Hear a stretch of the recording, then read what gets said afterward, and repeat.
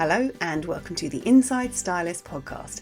I'm Emma Morton-Turner and you're listening to episode 37, The Psychology of Colour, Shelfies and Why Bootsales Are the Best, with the Colour Files Martha Roberts. So this episode turned into something completely different to what I thought it was going to. Martha has so much experience in writing in areas I had no idea. I just know her from interiors and from the Colour File. So it was really interesting having a talk with her. But my goodness, the conversations we had before and after recording were brilliant. I think you'll probably be glad we didn't record the whole thing because it was about 2 hours, maybe 3 hours long. It was lovely. I felt like I found a kindred spirit. Anyway, you can catch up with Martha all over the place. She's on the Colour File on Instagram. She's also got a feature coming out in You magazine this Sunday, so make sure you check that out. And also, she's got a very interesting blog post about her bedroom. She mentioned some Dulux paint. That blog post is just about to come out, so have a check of that too. Anyway, I hope you enjoy this episode. It's just a wealth of information. Enjoy. Today's guest has worked on a number of publications, from You magazine, Psychologies. She was the deputy health editor of The Sun. She's worked on Woman's Realm, The Mirror, The Mail, The Guardian, Glamour magazine. She's written a book. In fact, she's written more than one book. Today's guest is Martha Roberts. Thank you for letting me come to your house today. Thank you. Thanks for coming. As suspected, it's very colourful here. It's really lovely. And I've sent you some questions ahead of the podcast today. And I kind of go away and try and make sure I'm not going to be asking you questions that people would probably know off the top of their head, sort of thing. And you are a dark horse. There's a lot behind just the book and everything. You've done so much. It's amazing that you come from a health and wellness background. Is that right? I do, yes. So what did you study originally? So I actually studied politics and with a lot of literature in it as well. So the course that I did included a lot of the ability to do lots of kind of allied subjects, because I've always had a thing about literature and writing. And, did you plan to be a writer? That's a really good question. I think when I was doing my degree, I think I realised that that's what I wanted to do. I always enjoyed writing when I was at school. And so, yeah, I think by the time I was in my second year at university, I knew I wanted to be a newspaper reporter. So I spent the summer in between my second and third year at university working on the Western Mail newspaper in Cardiff. Yeah. So I was there for like 6 weeks, and that was a real education in itself. Was it what you thought it was going to be? It was tougher than I thought it was going to be. And they really threw me in at the deep end. I got to do all sorts of things, including interviewing Arthur Scargill. Wow. Which is amazing. And he was absolutely lovely because he could see that I didn't do shorthand at that point, and he slowed down his talking so that I could get it all down. Lovely. Yeah, he was really nice. Really nice guy, actually. So yeah, that was a real education. So then I went back to university for my final year. Thinking, right, this is what I'm going to do, and applied for lots of in-house training schemes which were going on at that time. But then it was the recession when I came out of university in 1992, and lots of these newspapers had shut down their courses. So I decided to do work experience at various places for a year, all up and down the country, various publications, just working for free. Were you living at home in order to be able to do that? I was actually living in Brighton, where I was at university, at Sussex University. I was living with my boyfriend at the time. That's how you can make it work. That's how I made it work. Yeah, I made it work like that. So, and then after that, I got a place on a newspaper journalism course in Cardiff, Centre for Journalism Studies. And that kind of started me off then. And then from there, I got my first job on a local paper and did my training, shorthand and law and all those sorts of things. So, Can you still do shorthand I now? still do shorthand. And in fact, shorthand has completely ruined my handwriting because whenever I start to try and write something, I always break into shorthand. Do you? Yeah, it's almost become my first written language. Yeah, that's really interesting. Yeah. So, yeah, I still do it. Absolutely. When you were doing your reporting, and because I know that you have like this health and wellness kind of background, how did that come about? So my mum was a nurse. My mum was a nurse. My uncle and aunt were doctors. There was always this thing about medicine in my kind of upbringing. And when I was at university doing my politics degree, I did my dissertation on GP fund holding. I mean, yeah, I can't imagine doing that now, but I was really fired up by the whole kind of concept of health. So there was a certain amount of kind of kismet in terms of why I ended up writing about health, which is what I wanted to write about. I went to the Sun to do some shifts, and they said to me, because they at the beginning of the day they'll kind of give you something to write about. They say, oh, can you follow this up or whatever. Yeah. So they said, oh, really sorry, we've got something for you to do today, but it's really dull. It's an article about health. And I went, oh, I love health. And they looked at me with complete shock and surprise, because they didn't think anyone would want to write about it, I don't think. And they were like, we've got a live one. Yeah, grab her. Don't let her go. It really was. It's exactly what it was funny like. how that happened? Yeah. It really right is. place, right time. It totally every time. Absolutely, absolutely, exactly what it was. So then the next week they said, "Would you mind doing this again?" And I went, "No, not at all." So I then became the person who did the double page spread on health each week, and then they decided to launch a health section, and they brought in a health editor, a very experienced health editor from the Telegraph. A lady called Jackie Thornton, who's a very good friend of mine now. So she was the health editor and I was her deputy, and we launched the first Sun health section, which is still going today. So yeah. Obviously you did a good job. Did you love doing it? I loved doing it, yeah. It was just, there was so much there. There was, I think the thing about writing about health, for somewhere like the Sun, I mean, people would say to me, oh, you know what, the Sun writes about health. And I said, well, you know, if you care about public health, if you care about health, the Sun is the place that, as a doctor or some kind of influencer, you ought to be speaking to. Yeah, absolutely. I mean, you can see it today because Deborah James, Bowel Babe, she does her column, her brilliant column for the Sun. Yeah, and that's the right place to be, because that's where it matters. You know, you're not preaching to the converted. You're trying to speak to people who need to know these things, who don't necessarily know them. It's funny. I was thinking about her this morning. I was actually thinking about her because I think I'd seen a post. I looked through your Instagram, obviously, research, and I saw you were a runner, and I was thinking about you running, and I was thinking about Deborah running, and I was like, she does like a 10K every week. She's phenomenal. And she has bowel cancer. Yeah. I can't even run around the block. She's such an inspiration on so many levels. She is amazing. What she's doing is fantastic, and you're absolutely right. Having the Sun as her output for that, or part of her output for that, is fantastic. It really is very inspirational. Yeah, absolutely. I mean, if I saw her a few weeks ago, and we were talking about the Sun, and she was saying, "I'm very territorial about the Sun," you know, and I was like, "Well, yeah, I agree with you. Years on from having worked at the Sun, I'm still very territorial about it. You know, it's very easy. It's an easy pot shot to take to say, oh, the Sun, they do this, they don't do that. You know, but the time when I was working there, it was hard work, but it was fun. It had a lot of integrity. We had to check again on any information that we put out there. So I'm a big fan. Yeah, no, I think that's good. And you need to have that kind of that passion behind what you're writing. You have to have the faith in the people that you're writing for, don't you? So, exactly. Absolutely. So you kind of come full fold. We're going to talk about your book in a minute, but you do a lot of interiors writing. You've written for Psychologies.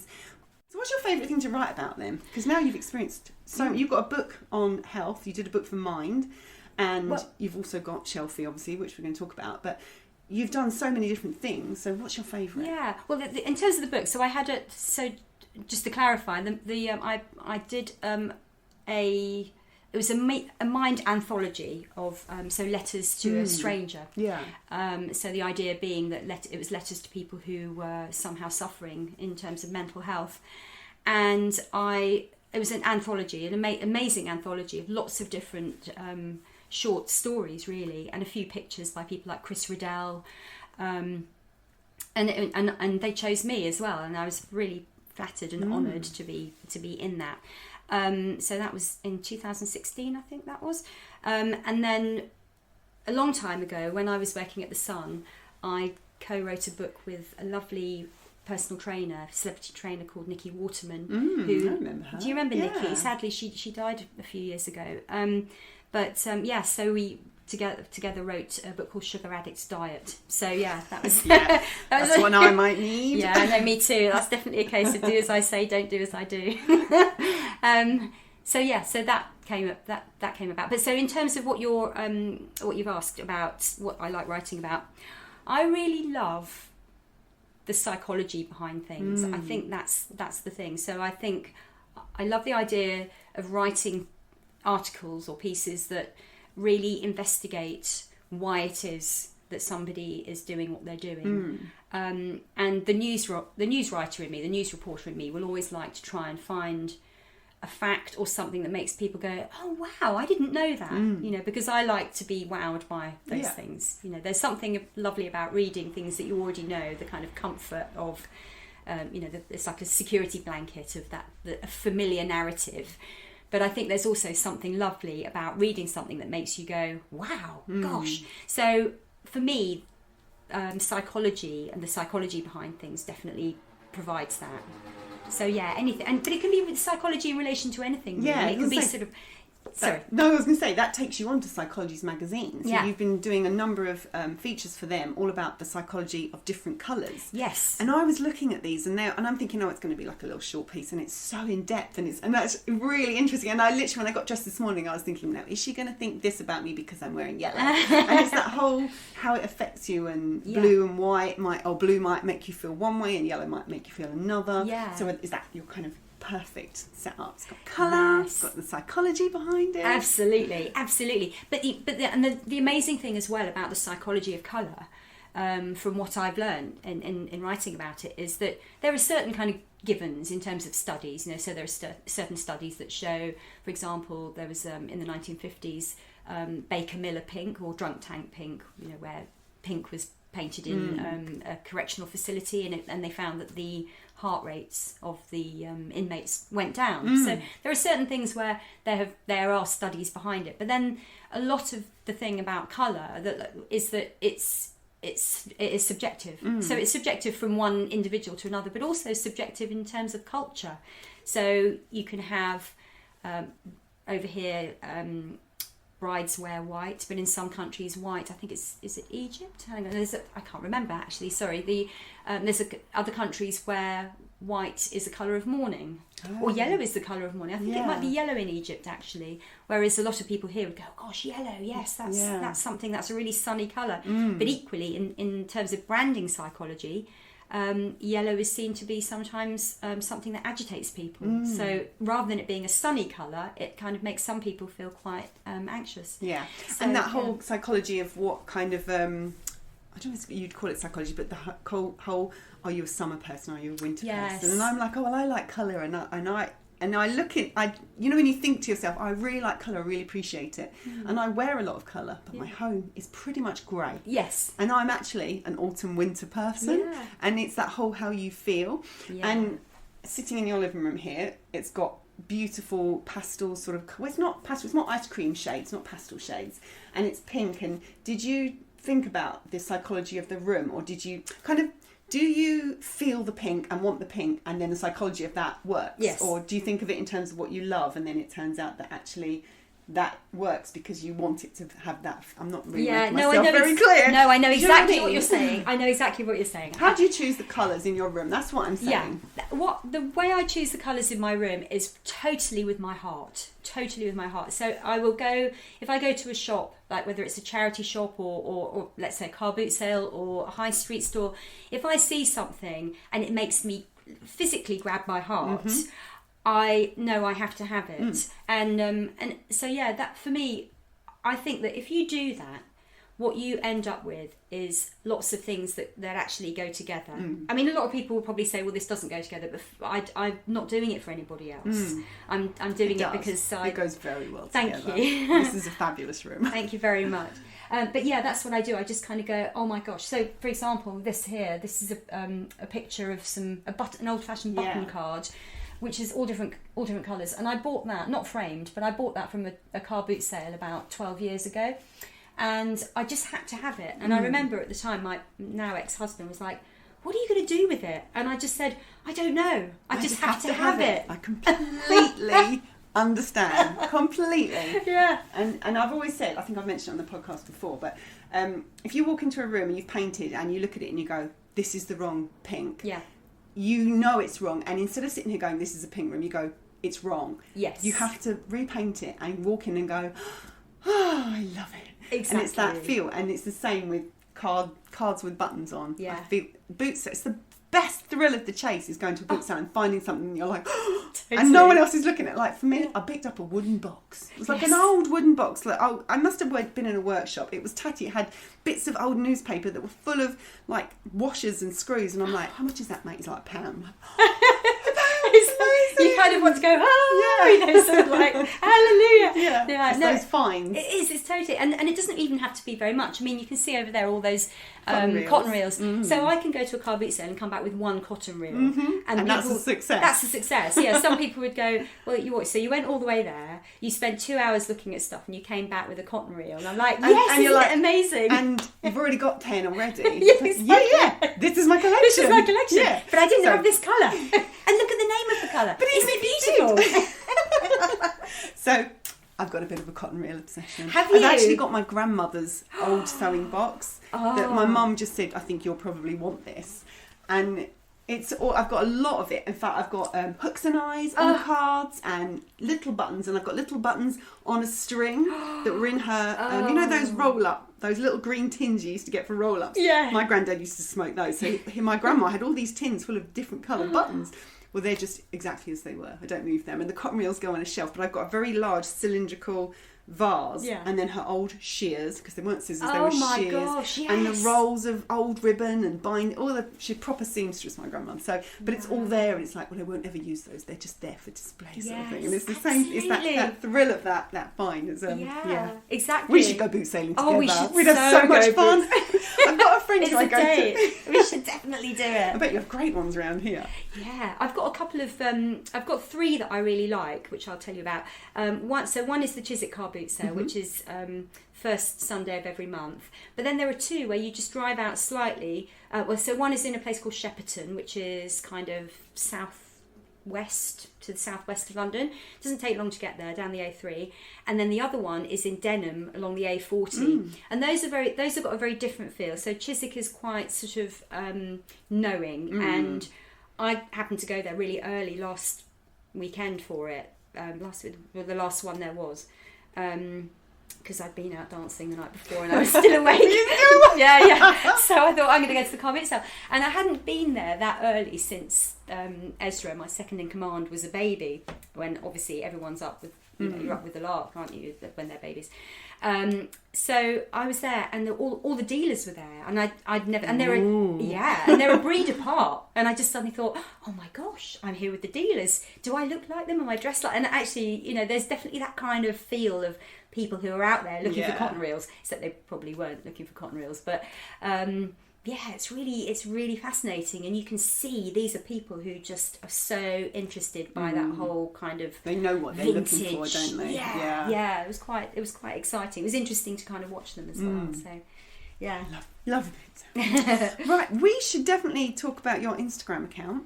I don't actually know how we connected. I think it's probably one of those.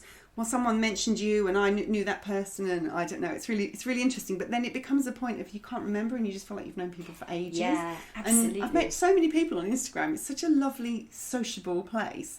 But your Instagram is called The Colour File. So if anyone wants to follow, it's the_colour_file. Obviously full of colour. It's not been going very long. You're doing very well. Thank you. You Started it last year, 2017. I did. Yeah, it was in February 2017, and there is a bit of a story behind why I started it. So I was actually having a conversation with Susie. She's now Susie Walker, Susie Greaves at the time, editor of Psychologies, and I was saying to her, midlife crisis, what's happening with my, where should I go with my writing? What should I do next? Because the industry has changed in for better and for worse or whatever, and it's like the new, there's a new kind of normal in what's going on. So it's like, how do you make that work for you? So she said to me, and in fact I was saying, maybe I should have a complete career change, maybe I should retrain as a psychologist, or maybe I should do this or that. And she listened to me for a while, and then she said, right, you've told me all the things you think you ought to do. What do you really want to do? And I said, well, I don't really know. Otherwise, I'd like to think I would kind of be doing it. And she said, no, have a think about heart sink and heart soar. She said, I often say, because she's a life coach, so she was giving me a life coaching session. And I said, well, I really love colour. And I almost said it, like, under cover of darkness because I was kind of a bit embarrassed. Yeah, I thought, well, what can I do with that? What can I do with it? Yeah. I said, well, colour isn't a thing. And she said, it so is a thing. And she said, just start writing about it and just see where it takes you. So I didn't for ages. Think about it for a little while. Like yeah, all of us exactly. do. Yeah. So that was like in July 2016. So I didn't write about it, but I did set up a WordPress site called the Colour File. Yeah. And then I didn't do anything about it. And then I went to a book launch with one of my best friends who's called Pascale Banks, Style Mum on Instagram. And we went to a book launch of The Unmumsy Mum, actually. It was her second book. And that was in February 2017. And I just kind of looked around and I saw journalists there and bloggers there. And I just thought, what am I waiting for? You know, I had this kind of like anxiety about starting a blog in case it wasn't kind of meaningful. And I just suddenly had this kind of epiphany. I thought, come on, Martha, you know, it's not like you're the Kardashians or like Victoria Beckham. No one's sitting there waiting for you to start blogging. You can have the like softest blog launch ever. So the next day I started it, 24th of February, I think it was, and I haven't stopped since. So it was just kind of like that. It was a bit of a kind of wake-up call. I just thought, you know, just get over it. Just start. So I did. So you kind of, did you start just writing weekly? How did you kind of plan your time? Because you were obviously still working somewhere else freelance at the same time. So you're kind of juggling that and you're a single mum. Yeah. So there's quite a lot going on. Sorry, single mum's not a nice term. No, it's fine. I use it all the time. No, it's totally fine. So it's just you and your son. I have a husband and 2 children, and I really struggle to juggle. And blog writing takes a lot longer than people who don't write blogs will not realise quite how much goes into the research and the writing and the editing and posting and stuff like that. So how did you kind of get that ball rolling and stay consistent? Yeah, so well, I actually blog every day. And but it's, somebody once referred to it as a micro blog, and I think that's the way it is. So the blog is, I mean, I went through for a while looking at what the average number of words was that I wrote, or I write. I suspect it's somewhere along the lines of 75 average, you know. So, but usually it's getting slightly longer. But so let's say 100 words a day, something like that. It's 100 words a day, and I write it. Sorry, this is going to probably annoy people, but I write it quite quickly because I think what's happened now, you know, that whole thing about 10,000 hours to becoming an expert. I mean, I've now written I'm not saying I'm an expert blogger, by the way, but I mean, I've now written about 800 blogs since I started the Colour File. And so you get into a rhythm, you know. So what happens is that each day, so I like to use my own images as well. And so I go around taking photos everywhere, colourful photos, and I put them in colour files on my phone. So I've got blue, aqua, pink, you know, peach, all of those sorts of things. And what I do is I put up quartets of pictures, and I like those to be. I like them to have a colour association. Well, they have to have a colour association. That's the first and foremost. That will be what it is, whether it's you know, sort of cerulean blue, or it's robin egg blue, or bright pink, or something like that. But I also like them to have some sense of form connection as well. So there may be a textural element to it. I like, when I put them together, I like to see or to feel my eye going from one box to the other, making that connection, trying to work out how they're related. So I like to think, and I hope that when other people look at them, they do that too. And then the writing will support that in some way, in the sense that it might be about a colour experience that I've had, or it might be about the colour itself, it might be a fact, or it might not be even a colour fact, it might be something about the time when I bought a poetry book, or something like that. But what I've always done is I've done it with the idea that if you look at the pictures and the words together, they work in kind of synergy. They're kind of like they feed into each other. But you could look at either of them and on their own as well. You almost don't need the other. But you don't need the other. To have them both, but exactly. Because some people only want to look at pictures. They don't have time. They're going through Instagram. They're not looking to read text. They just want pictures. They want the images. So if you do that, I'm hoping you get something out of that without reading the words. But if you read the words, then maybe it kind of makes you think about it slightly differently. So do you have like a set time that you will sit down and do it? Like, do you do it first thing in the morning, or you just do it as and when? I do it as and when. I mean, I haven't done today's, for example. I don't think I've even got the picture ready for today, but I will... Shoot as you go, or you don't plan ahead? No, I don't plan. And you can kind of see that from my Instagram. I mean, most people's Instagram accounts are very beautifully curated, and, you know, they make sure that there's a kind of sweep of a certain kind of picture and stuff. Yeah, I'm not there. Mine's a bit more like a jumble sale, I think. You know, what you feel at that moment. Yeah, sort of exactly. Yeah. And I know that there'll be certain kind of clashes on the feed in that sense. Because I'm not very good at... I mean... The thing is, I think on your feed it doesn't really matter because it's all colour. So when you look at it all together, it just looks like a riot of colour, which is what you're all about. So actually it almost doesn't matter if it doesn't flow like other people might have it all pink for a while and all green for a while or whatever, you know? No, absolutely. I mean, I would like to say, I've tried to make it like that, but I don't, because what will happen is, like you said, I don't really plan, and I don't always have the pictures. I will kind of like suddenly jump up and go, right, I'm going to do this today. Like, so this light is beautiful today. It's ridiculously sunny for October. Absolutely. So stunning as well, isn't it? So I'll probably later on kind of go, right, I'm going to do a few now. But generally what happens is I will write it in probably at night. It might even be in the dead of night, you know, as I'm lying in bed. I just kind of think, right, I'm going to do this now. And then what happens is I don't time it, you know, I don't sort of, but I put it on. I usually put it on after 7 o'clock in the morning. Put it up, sorry, but I don't have it sort of on a timer or anything like that. Like, no, I'm rubbish. Yeah, exactly. I mean, I'm really in Instagram terms, I'm very kind of go with the flow. That's a nice way of putting it. Yeah, I'm all about go with the flow. Busy would be there. Yeah, exactly. But I do suddenly, I just kind of get a passion, a feel about something that I just have to write about. And I think that's why there isn't that sense of flow in my blog, because I think if I was more strategic about it, I would say, right, well, I know that the day after tomorrow, or, you know, next Saturday, I'm going to write about this. And, it has to be blue. It has to be blue. Pink. Yeah, whereas it'll just suddenly, it will be like a bit like when I buy things for the house. It will be something to do with my heart. I'll just go, oh, you know, I saw this today. Oh my God, it just made my heart sing. You know, so I'm going to write about it. So that's kind of more, you know, I'm probably a scheduler's nightmare, you know, actually. I try and schedule for Inside Stylist posts, and actually I find it really difficult to keep on top of it. And I think it's things like hashtags.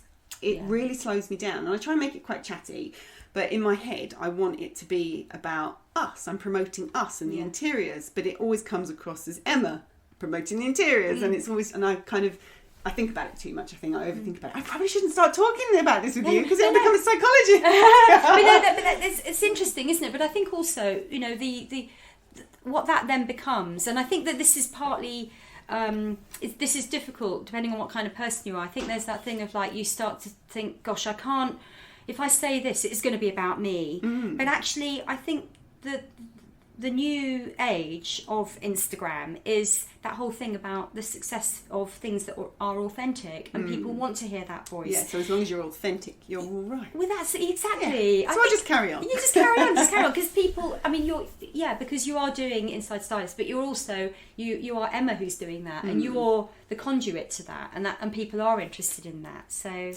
yeah. So tell me about hashtags. Do you research your hashtags, and do you make sure you do 30? How do you approach hashtags? So I try different kinds of things, and I'm probably not hugely brilliant at them, because I do try and research them. So I look and see. So recently the girls at Topology did an article about, you know, good interiors hashtags. So I think they're amazing, those two. So I thought, great, I'll use some of those. So so I'll kind of I will kind of borrow from people who I admire and who seem to be on top of that sort of thing. I do. In terms of the hashtags, what I tend to do, it really has varied. I've changed recently. I try to put probably about 5, so a little handful with the original post, and then I'll reply to that myself, and then I will put a whole other batch of those as well. And I try to, with varying degrees of success, mix those up a bit, because I know there's that whole thing, the great mystery of Instagram and its aversion to bots and things like that. You know, so I try to kind of mix it up so it doesn't think, oh, here's that bot again. It's like, no, it's not. It's me. So yeah, I mean, I just kind of I almost do it kind of idly. I kind of almost think of myself as being a little bit like Little Red Riding Hood skipping through the forest, you know, like la la la la la. I'm doing Instagram. I mean, there's some people who are just so brilliant at it and so strategic. I don't mean that in a kind of like, you know, guile kind of way, but they're just so good. They know what they're doing, and I just think I'm learning as I go along. Yeah. But you know, I also tend to think that the history of best learning is the stuff that I've done as I've gone along. You know, when I was a local reporter, I mean, I didn't start off being a reporter. I started off being someone who was terrified about interviewing and didn't know what I was doing, and forgot to take my pen and forgot to ask people what they did for a living, and it turned out to be that, you know, that made it the front page. You know, there were all sorts of things. So I think it's the same with Instagram. I think I'm kind of like feeling my way through it. But the amazing thing, I mean, and you mentioned, you know, the whole thing about meeting people and community and those sorts of things. The amazing thing is that you do meet people, and not only does that kind of like blast your world wide open for all lovely reasons, like, you know, friendship and support and solidarity, but there's also that thing of like, people will say to you, oh, did you know about this? If you do this and you put this on your you know, blog or your Instagram, and you're like, wow. So, you know, there's it all kind of comes together, I think, through different in different ways. Yeah. Just at the right moment, just as you need it. Exactly. Let's talk about. I really want to talk about mudlarking, but we can't. We've got to talk about the book. So your book, I'm going to read this because otherwise I'll never remember the whole title. So it's called Shelfie: Clutter Clearing Ideas for Stylish Shelf Art. Did that very well. So how did the book come about? Isn't it? Yeah, it's good. It's very good, but I don't have a memory for. Like, when I got married, the woman marrying us had to repeat everything 4 times because I couldn't remember the full sentence she was saying. So nothing on your part, completely on mine. How did the book come about then? Was it from Instagram or from the writing? So again, it was one of those strange kind of coincidence things. So what happened was, as we said, I started the blog in February 2017, and a couple of months later, in fact it was July, I remember it was July, I had an email from a publisher asking me to write another book altogether, which was a happiness Bible. I subsequently didn't write it, but they asked me to write this happiness Bible, and I thought, well, I'd better get an agent then. And my agent, who I'd had from when I wrote with Nicky, had retired, and so she said to me, oh yes, try this woman, she's really nice, a lady called Jane Graham Moore.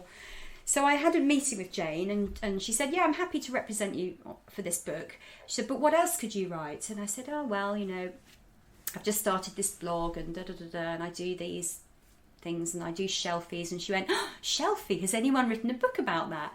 Is it a thing? And I said, well, I think it's a thing. And we had a look, and nobody had written it. So I got the proposal together, and we submitted it to various publishers, and then Octopus, Mitchell Beasley, said yes to it.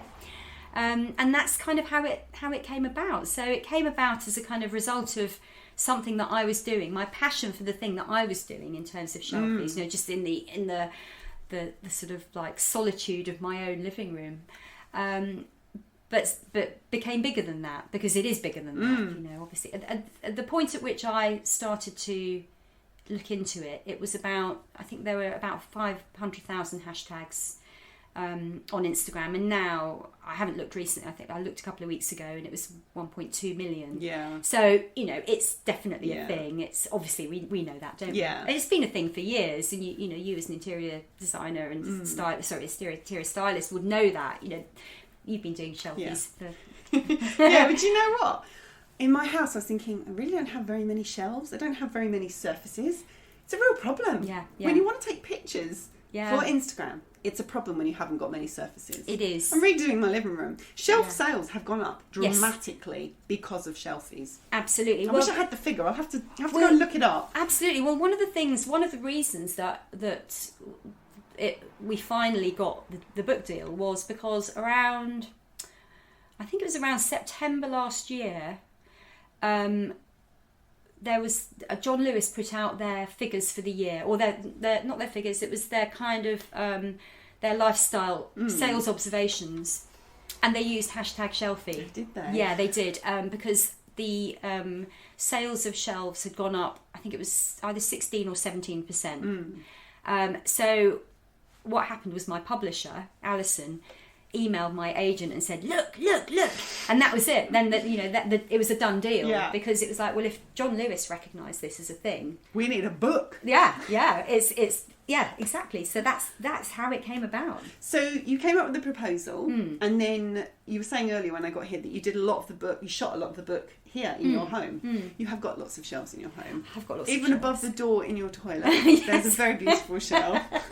your pink bathroom. And I'm sitting in the living room, and you've got like a window ledge that's got beautiful, I love coloured glass, beautiful coloured glass. You've got books hover quite heavily on your Instagram account. And what did I wrote here? Book shelfies were the kind of start of shelfies, weren't they? They were. What I read in your book. Absolutely. Yeah. So you're kind of really set for... I might just bring some props and use yours and just you should do a day of shooting in here. Anytime you like. Honestly, seriously. Thank you, I will. Yeah, please do. Please do. It'll be an absolute pleasure. But I tell you what, the book... it surprised me slightly because I thought it was going to be about shelfies or just about how to do shelfies and how to make them look nice and kind of have that Instagram sort of feel about it. But it's much deeper than that. You've got that whole psychology of clutter clearing and there is an element of how to set it up, and there are loads of beautiful photos in there that will inspire you to go and fiddle with the bits and pieces you've got at home and make them look lovely and colour coordinate your books and buy books from bootsales just because they're pink or whatever. But you have this kind of the 6 C's, and you talk about that in different elements through the book. Do you want to talk about that a little bit? Because I was really fascinated by that, the concept of the 6 C's. Yeah, well, because I think what happened was, I mean, as you know from me saying earlier on, my background isn't in interior design or interior styling. It's I'm an enthusiast. I'm someone who I've loved colour all my life. I've loved things all my life. I mean, I remember when I was about 14 and I used to go babysitting, I used to take my money and go down. I grew up in Fulham, so I used to go down New King's Road where all the antiques shops were, and I would buy things for my bedroom. Whether it was I remember buying a sort of gilt-edged mirror, and it was, for me, it was all about how things were set up. You're like curating your room. always curating my room. And I used to go down into the house and kind of plunder things from my mum's shelves. I'm like, oh, I'm having that, and just suddenly it would appear on my mantelpiece up in my bedroom at the top of the house. So when I started to do shelfies, I started off doing them at home because I had all of these things that I'd collected from years, kind of bottom drawer, if you like, you've got fascinating collections of things, tiny bits and pieces and things like that, and I put them together because I was doing a blog about colour, and I just thought I want to see how these colours play together, and so I really did it. I wasn't doing it for anybody else, I was doing it for me. I wanted to kind of see what these things looked like and really luxuriate in the beauty of them talking. That was my thing. So when I was asked by my agent to come up with a book proposal, I then had to think about, well, when I do these things, because by that time I was doing shelfies quite a lot, how do I do it? What process am I kind of going through? And I broke it down into a number of stages, and being a journalist, I love alliteration, so it all worked for me, the 6 C's. So yeah, and I think that, so the first one is clearing, because I think a lot of the time that is the kind of main thing on people's minds. They've got too much stuff already, and I do think that there's a lot to be said for just taking everything off the shelf and having the bare bones of it, just so that you can see what you're working with. And then for me, it's the commentary. The next one is the kind of commentary side of things. What are you trying to tell through that shelfie? Whether it's like a whole wall of shelves in your house or whether it's just one feature shelf or whatever. And cohesion, so how it all kind of hangs together as well. So how things hang together in order to help you tell that story. So the relationship that they have to each other, whether they are so I'm looking over at my shelves now, you know, whether there is the colours of helping to kind of bring things together, or the shape of things, so same but different. Yeah, like, or if you're just looking over there on your shelf, you've got some penguin books in different colours, and then you've got corresponding cotton reels that match. That's the cohesion sort of side of things. Yeah, absolutely. And for me, that kind of intensifies the colour, you know, and it intensifies the beauty of each of those. And they're kind of, for me, I have this thing where my objects are almost subjects as well. I often have that feeling of them being animate rather than inanimate, you know, so I kind of, when you put things together, you can kind of almost feel like them being, you know, the team that picked each other in school, you know, and they're quite happy to hang out, you know, so I kind of have that sort of feel. So for me, the commentary and the cohesion are kind of part of that. And then obviously the colour comes into that, because the colour for me is fundamental. I mean, colour was the reason I started the colour file. So colour in terms of shelfies is I think is critical. But of of course, it's black and white. It's still a colour theme. Absolutely, yeah, exactly. I was going to say, of course, you know, not everyone is going to want to have loads of different colours, and that's the beauty of it, you know. And I go to people's houses and they've got kind of grey or black and white and stuff, and I'm bowled over by it. I'm also terrified, because I just think I wouldn't know where to start in being like that. But that's okay, you know. I'm not terrified as in don't make me live like that. But you can appreciate it in someone else's house. You just don't want it in yours. Absolutely. But you know, I've got one friend whose house is like that, and it is beautiful and it's very calming, you know. So and then the curating side of things, as we've said, you know, it's that whole thing of like finding things. It's about found objects. So you might find them in a high street store, but you might also find them generally in a car boot sale or a charity or shop, stuff you've got that you haven't even thought about that is somewhere else. Like you were saying, when you kind of go to the clear section at the very beginning, I find that I obviously have quite a lot of stuff. Quite often in the summer on a Sunday I will show my boot sale haul. But I don't have to have it all out at the same time now, because I'm a stylist. I have stuff in the garage that is a prop. This is how I can get it in the house and my husband doesn't go mad. But every now and again I will rejig everything and move it about, so it's not like you have to get rid of everything. You might just put it away and then get it out, and then suddenly you want to change the blue set to green, and then you just go, oh my god. So it's that whole, I've curated this section from my secret stash from the garage. And I really like that thing, because that concept, because you know, we change our clothes seasonally, and we don't have any problem with that. And yet I think people often look at their homes and they think, well, that's what I've done now, and I'm not going to change it. And I think they can feel quite inert and sort of like hemmed in by the fact that they may have made a big decision or come to some incurred some kind of expense in order to make something happen in their house. But I think mixing it all up is part of seasonality, the beauty of acknowledging that you do have all of these different objects that kind of wax and wane in terms of your favour and your love for them as well. But I think one of the things for me that made me think about that kind of the seasonality, or the fact that you can change your mind, was when I was little, our local library, as well as being able to borrow books and records and things, you could also borrow art. And my mum used to... my mum used to borrow art from there. So she would have like a picture above her bed for a few months, and then she'd go, I'm going to go to the library now, and she'd go and change it. Idea. Absolutely brilliant, yeah. So I think it was kind of that point that made me think.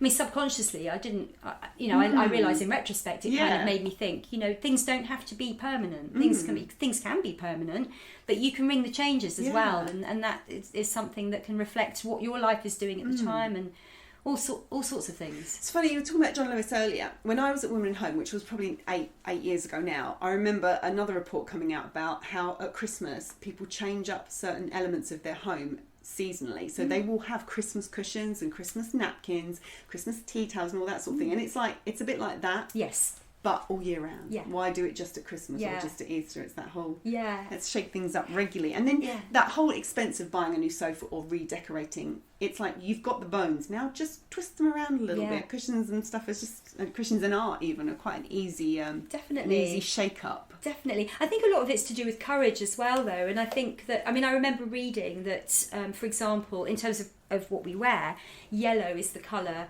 that people least like wearing. I suspect that I'm wearing yellow as well. I know, but I suspect in the last 6 months or so this has changed. I mean, I think this is a very old skirt. I'm well ahead of the times. You're ahead of the curve. But I have to say, my skirt, I'll have to take a picture gorgeous. of this skirt. It's M&S, but it's real 70s vibe, and it reminds me of my childhood. Yes. So we were talking earlier about how colour takes you back to a memory. Absolutely. I ordinarily wouldn't wear yellow, but I love this skirt. It's amazing. It is amazing. But and the thing that this survey said about yellow was that it was the colour that people least like wearing because they were worried about what their friends and family would think. Really? Mm. Now I was really shocked because I mean, in the nicest possible way, I don't care what anyone thinks. Yeah. Yes, exactly. But it did kind of make me think, actually, that does matter to people. People do care about what people think. And I think that it's one of those things you don't have to, but I think you're happier if you can overcome that anxiety. And actually, I think today Sophie Robinson on her Instagram, she's talked about the tiles, and people saying, I don't want to do that because what about resale? It's like, why would you not do something like live you decorate love for it. you, not for who's coming later. Exactly. So I think that's the thing. I think it's like embracing who you are and realising it's okay to do this. You might have kind of impediments to doing what you want, like, maybe a husband or a partner who doesn't like what you're doing, or in my case, a 12-year-old son who told me he didn't like my picture wall. Yes. But beyond that, working with that, you can end up having what you want and it being, your surroundings being representative of the things that you love. So the book I think has led on to other things, hasn't it? You're doing workshops and all sorts now. And you were doing the Argos Open... No, what did you call it? Yeah, Argos had their pop-up shop. They did. And you went and did some shelfie workshops there. Yeah. So, which is brilliant. It's such a good idea. Well, it was really interesting. I mean, again, it's like the thing that fascinated me about it, the thing that fascinates me about these sorts of things is the interaction. That journalist thing that I was telling you about, when you go to someone's home and you have this kind of like a set of questions, and then all of a sudden it gets completely deviated by what you observe. The cues you get from other people and their environment. So that's what I was really interested in particular when I did this one particular workshop was that I was saying, right, okay, well these are the 6 C's and this is what's going on here and this is how I do it. And then I talked to the people who came and they kind of fed back to me, oh, well, I'm just about to buy a place and my partner has said to me I can only have grey, white and black, but I really love pink, and how am I going to kind of sort this out? And then someone else said, I have loads and loads of books, and how do I do something with those books to kind of make a feature of those as well? So we talked about what the possibilities might be. I said, well, how do you store them? Do you store them by subject or alphabetically or author, or what do you do? And we kind of worked out a way that she could have a system which would be in colour within each subject area.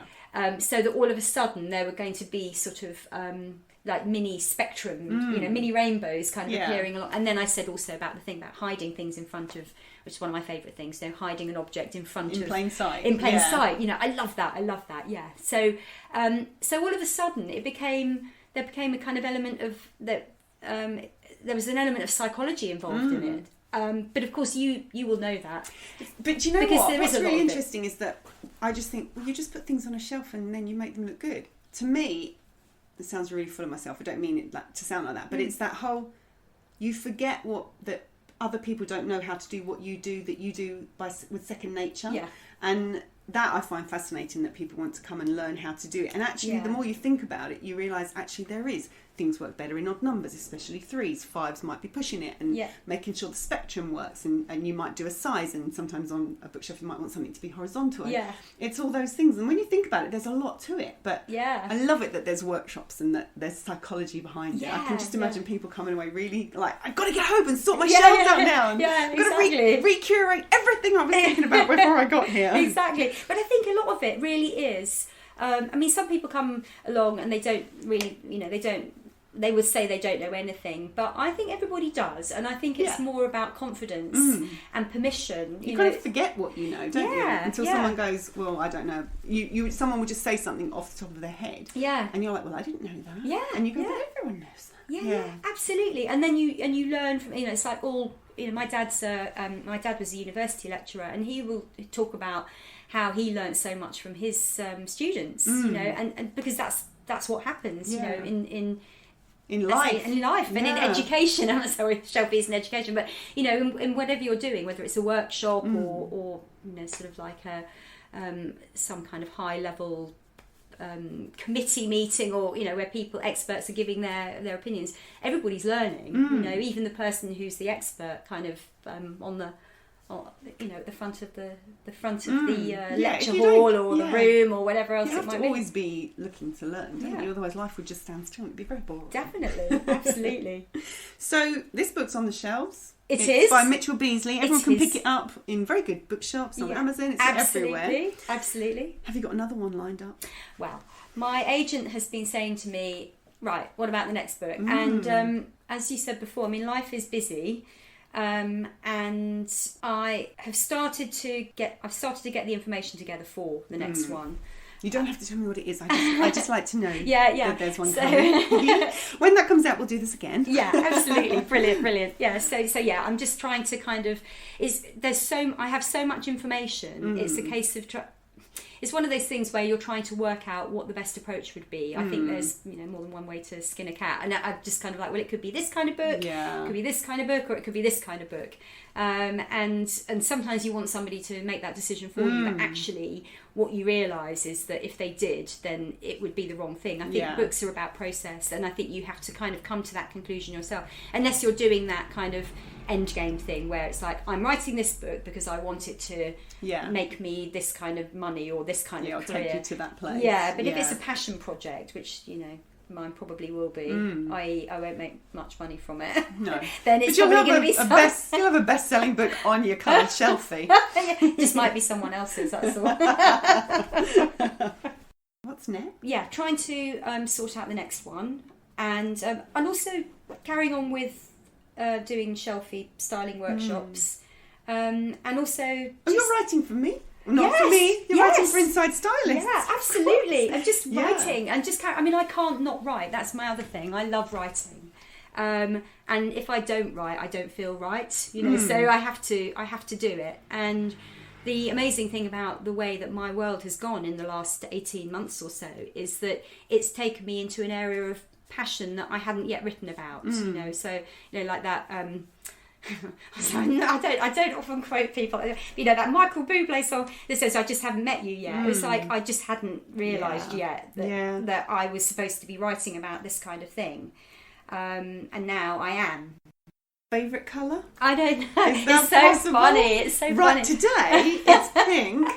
Well, funnily enough, I was writing about this yesterday for a piece that I'm just doing for You magazine, and I am asked it a lot. I'm so unoriginal. Oh no, it's fine. It's because we all want to know. Well, yeah, exactly. Well, I kind of want to know as well, because I've over the years I've had favourite colour. My favourite colour when I was a child, when I was really little, was purple. And I think purple is the essence of probably who I am. I think I'm that, because I think purple doesn't care. Do you know what I mean? Purple doesn't care what other people think. Yeah, exactly. Outrageous and fun. Yeah, so I like to think that was me. And over the years, the colours I've gravitated towards have kind of been different. I don't have a favourite colour. I like combinations of colours. I like green and pink together. I was going to say, is it pink and green? Yeah, I'm looking at you, but behind you is pink and green. Yeah, absolutely. Those are definitely. And then there's a picture that I've got, which I'll show you in a minute, above the piano, which is graffiti art. It's by a graffiti artist, and it's pink, green, pink, yellow, and purple together with black in it as well. And I love those. I love those colour combinations too. There are certain colours that are special to me as well. So green is a really special colour to me because I wore it to the funeral of my little boy, and just completely accidentally, because my ex-husband happened to find those clothes to me. I was in hospital with my surviving son and my surviving twin, and I said, can you find me something to wear? So he just kind of grabbed some shoes and a top, and they were green. So I always wear something green.